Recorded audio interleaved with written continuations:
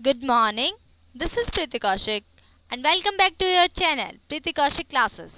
और आज का जो हमारा टॉपिक रहने वाला है वो है हमारा topic status and legal position of the company auditors, यानी कि जो कंपनी ऑडिटर्स आप जिनकी इतने दिनों से बात करते आ रहे हो कि अपॉइंटमेंट, उनकी क्वालिफिकेशंस, डिस्क्वालिफिकेशंस, उनका रिमूवल। अब प्लीज हमें ये भी बता दो इनका लीगल स्टेटस क्या है, यानी कि इनकी लीगल पोजीशन क्या है। कंपनी ऑडिटर्स को आपने जब अपॉइंट कर दिया है तो उनका स्टेटस क्या है, लीगल पोजीशन क्या है। तो ठीक है, चलिए आज हम आपको बताते हैं कि कंपनी ऑडिटर्स का लीगल स्टेटस, लीगल पोजीशन क्या है हमारी कंपनी के अंदर। तो देखिएगा, status or legal position of the company auditor.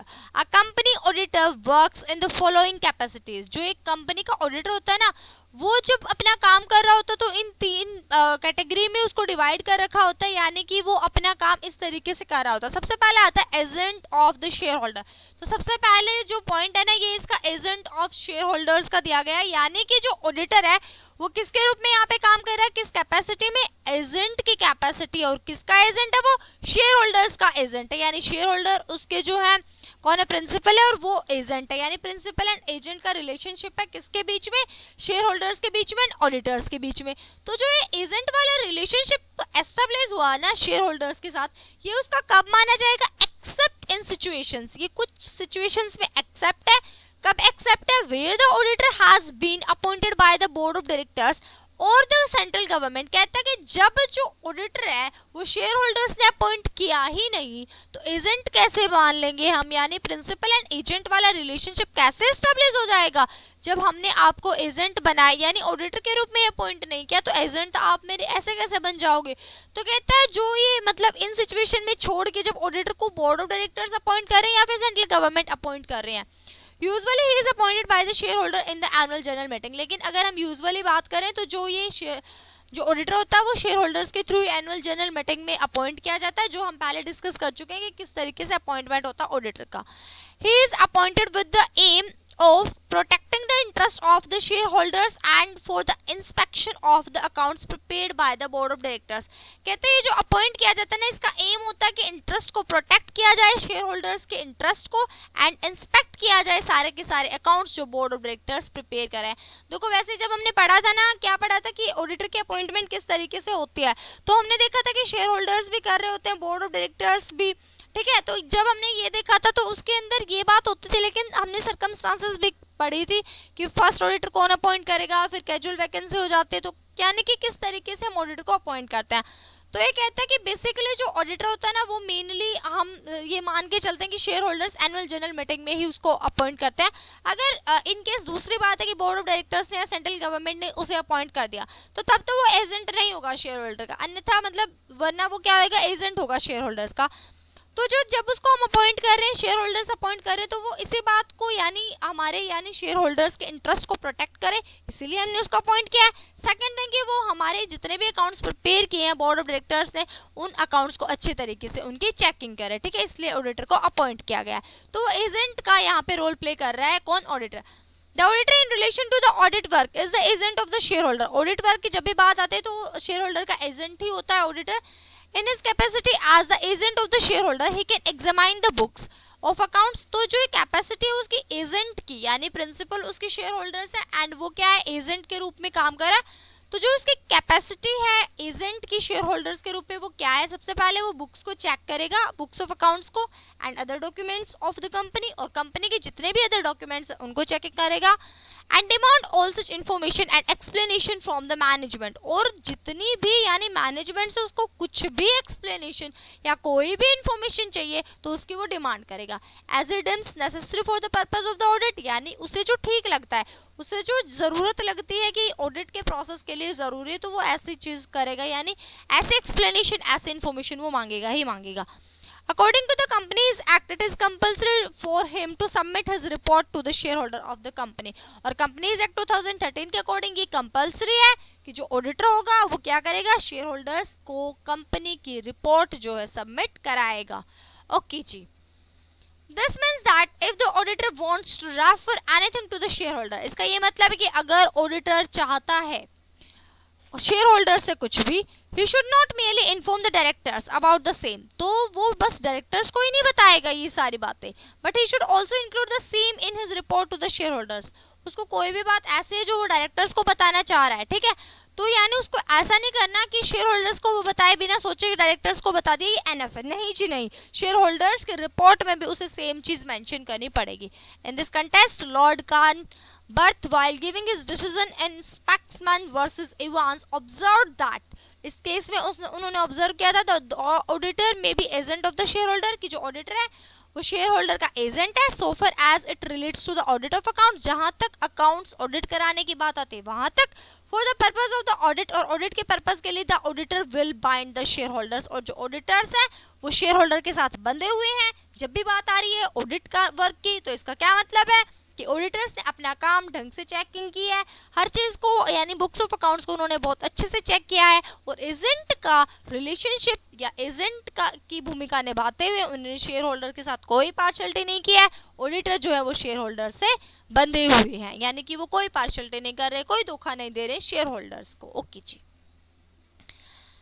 B आता है. अब हमने ए किया कि जो क्या था, हमने ए पॉइंट में क्या किया हमने कि जो ऑडिटर होता है वो एजेंट होता है शेयर होल्डर का. अब बी में कह रहे हैं कि अब हमने ऑडिटर को बना दिया officer of the company.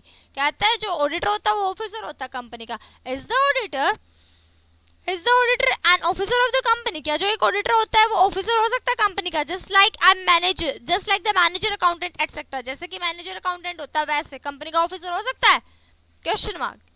In fact, the auditor is not an officer of the company. अगर हम वास्तव में देखें तो ऑडिटर जो एक कोई ऑफिसर नहीं है, but he has been deemed to be an officer of the company. लेकिन उसे मान लिया जाता है कंपनी का officer in certain section of the Companies Act. जो नीचे सेक्शन दिए गए ना, इन सेक्शन के अकॉर्डिंग उन्हें मान लिया जाता है. किसको मान लिया जाता है? ऑडिटर को मान लिया जाता है कि वो क्या है, वो कंपनी का ऑफिसर के रूप में, यानी उसे डीम्ड कर लिया जाता है कि वो क्या है, वो ऑडिटर जो है वो हमारी कंपनी का ऑफिसर है. तो कहते हैं ये जो सेक्शन दिए गए हैं ये सेक्शन कौन से हैं? दीज आर द सेक्शन 299, 300, देन उसके बाद कौन सा है 336, 340, 342, 439 एंड 463. तो कहता है जो ये सेक्शन आपके यहाँ पे दिए गए हैं, जब भी इन सेक्शन की बात आती है, इन सेक्शन से रिलेटेड कोई बात हो रही होती है, तो उस केस में क्या कर लेते हैं, उस केस में ये बात मान लेते हैं कि जो हमारा ऑडिटर है वो ऑडिटर क्या है, ऑडिटर कंपनी के ऑफिसर के रूप में यहाँ पर हमारा काम कर रहा है. ठीक है जी. कहते हैं hence the auditor has been considered as an officer of the company only to a certain extent. तो हम ये बात कह सकते हैं कि ऑडिटर जब भी माना जा रहा है, ऑडिटर को ऑफिसर जब भी माना जा रहा है तो कुछ सर्टेन एक्सटेंट में ही माना जा रहा है. ऐसे नहीं हो रहा है, यानी हर केस में हम उसे ये नहीं कह रहे कि वो ऑफिसर ही है हमारा, यानी कुछ सर्टेन एक्सटेंट तक हम कंपनी के ऑडिटर को कंपनी का ऑफिसर ट्रीट कर रहे हैं. In the case of London and general bank, Lord justice Lindley observed that, जब जो ये केस हुआ था लंदन एंड जनरल बैंक का, इसमें लॉर्ड जस्टिस लिंडले थे जिन्होंने ऑब्जर्व किया, it appears impossible to completely deny that for certain purposes and up to a certain extent. ये बिल्कुल यानी ये यहाँ पे अलग से अपीयर हो रहा था कि ये इम्पॉसिबल है कि कंप्लीटली डिनाई कर देना कुछ पर्पसेस के लिए. And up to a certain extent the auditor is an officer of the company, he is appointed by the company, क्योंकि वो कंपनी के थ्रू अपॉइंट किया गया है. And under various section of the companies act his position is described as officer of the company. और जो उसकी position बहुत सारे सेक्शन के अंडर ये डिफाइन की गई है कि वो कंपनी का ऑफिसर है. He is not an employee of the directors. वो डायरेक्टर का एम्प्लॉयज नहीं है, जबकि वो डायरेक्टर्स के बुक्स ऑफ अकाउंट्स को चेक करने के लिए अपॉइंट किया गया है. तो हम ये नहीं कह सकते कि वो डायरेक्टर का एम्प्लॉयज है. In this case, the articles of the company had described the auditor is an officer of the company. Justice Lopes in the Kingston Cotton Mills case also held the auditor to be an officer of the company. तो ये बताया जा रहा है इन सारे cases के according, कुछ case आपको बताए जा रहे हैं, उन केस में ये कहा जा रहा है कि जो भी केसेस हैं इन केस में ऑडिटर को कंपनी का ऑफिसर मान लिया गया था. और जब भी बहुत सारे सेक्शन ऐसे हैं जिनके अंदर अभी हमने पढ़ा था कि इन सेक्शन के टाइम पे हम मान लेते हैं कि कंपनी का ऑडिटर कंपनी के ऑफिसर के रूप में काम कर रहा है, तो कहते हैं ऐसे कंप्लीटली हम डिनाई नहीं कर सकते कि कंपनी का ऑडिटर है ही नहीं, कंपनी का ऑडिटर कंपनी का ऑफिसर है ही नहीं, कंप्लीटली डिनाई नहीं किया जा सकता. सर्टेन सिचुएशन में, सर्टेन सर्कमस्टांसेस में और कुछ सेक्शंस के अकॉर्डिंग हम मान लेते हैं कि जो ऑडिटर है वो कंपनी का ऑफिसर है. ठीक है. तो अब जो हमारा नेक्स्ट देखते हैं एक बार, in the above mentioned cases, जो अभी अभी अपने ऊपर मेंशन्ड केसेस पढ़े, as well as in various section of the companies act, the auditor has been held to be an officer of the company by the courts. Courts ने भी माना है कि जो ऑडिटर होता है वो कंपनी का ऑफिसर उसे ट्रीट किया जाता है, ऐसा नहीं होता कि वो डायरेक्टर्स का नौकर है।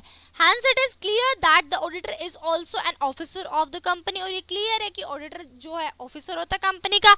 Apart from this, in the case of winding up of the company, जब बात आती है कंपनी को वाइंडिंग अप करने की, the auditor is deemed to be an officer of company, उस वक्त भी ऑडिटर को कंपनी का ऑफिसर माना जाता है।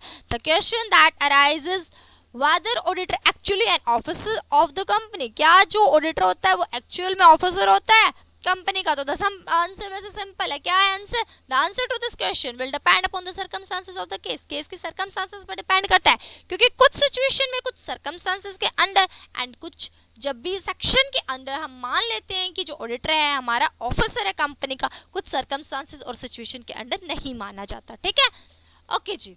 एंड लास्ट हमारा है a servant of the company, यानी तीन ही पॉइंट थे इसके अंदर। पहले पॉइंट में हमने बताया था कि जो हमारा ऑडिटर होता है वो हमारा किसका रोल प्ले कर रहा है?